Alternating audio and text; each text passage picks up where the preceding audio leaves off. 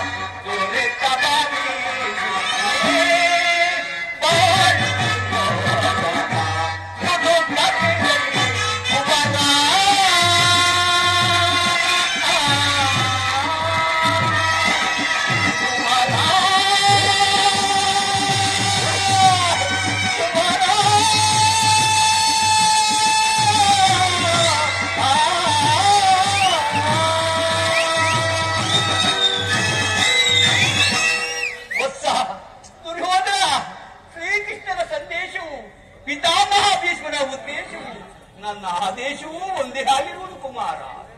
ಇನ್ನಾದರೂ ಯುದ್ಧದ ಚಿಂತೆಯನ್ನು ಬಿಟ್ಟು ನಿನ್ನ ವೃತ್ತ ಜನನಿ ಜನಕರಿಗೆ ಸಂತೋಷವನ್ನುಂಟು ಮಾಡು ಕುಮಾರ, ಸಂತೋಷವನ್ನುಂಟು ಮಾಡು.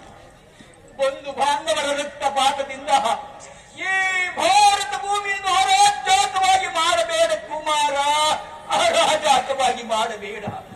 ಚೆನ್ನಾಗಿ ವಿಚಾರ ಮಾಡು. ದುರ್ಬೋಧನೆಗೆ ಕಿವಿಗೊಡಬೇಡ. ಪಾಂಡವರು ನಿನಗೆ ಸಹೋದರರಲ್ಲವೇ ಕುಮಾರ?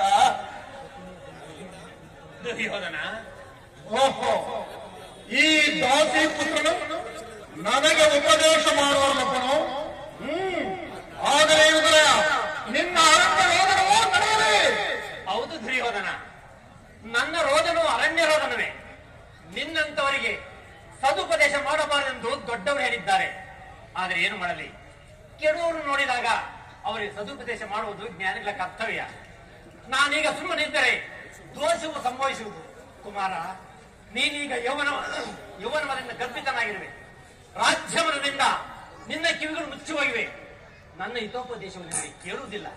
ಆದರೂ ಹೇಳುವನು, ನಿನ್ನ ತಂದೆ ಪಿತಾಮಹ ಭೀಷ್ಮ ಶ್ರೀಕೃಷ್ಣ ಪರಮಾತ್ಮ ಹೇಳೋದಕ್ಕಿಂತ ನಾನೇನು ಹೆಚ್ಚು ಹೇಳಲಾರೆ.